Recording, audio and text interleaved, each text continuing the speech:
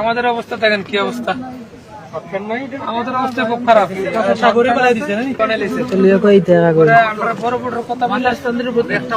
বড় বড় কথা বললে সাগর হাওয়ার বুটে উঠাই দিছে, হাওয়ার বুটে তেতাল্লিশ জন লোক আসলাম, সুদানে ফাঁসলাম আর বাংলা 38 জন। বাংলা 38 জনের মধ্যে কিশোরগঞ্জ ছিলাম আমি একা, কিশোরগঞ্জ গ্রামের, আর সবাই ছিল সিলেটের।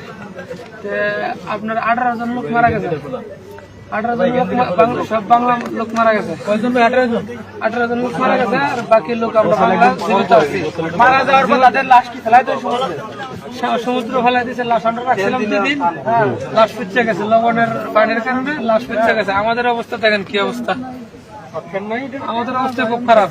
সাগরে ফেলাই দিচ্ছে, সাগরে মানে আমরা যারা ছিলাম সবাই মিলে ফেলাইছি, না ফেলাইলে লোড হলে তো মনে করেন যে আমরা বাঁচবো না, আমরা মারা যাবো। আমরা কোনো হেল্প পাই নাই। আগের মতোই clean, Berger easy clean fresh, দেয়ালে দাগ থাকবে না, রাখবে সুরভিত।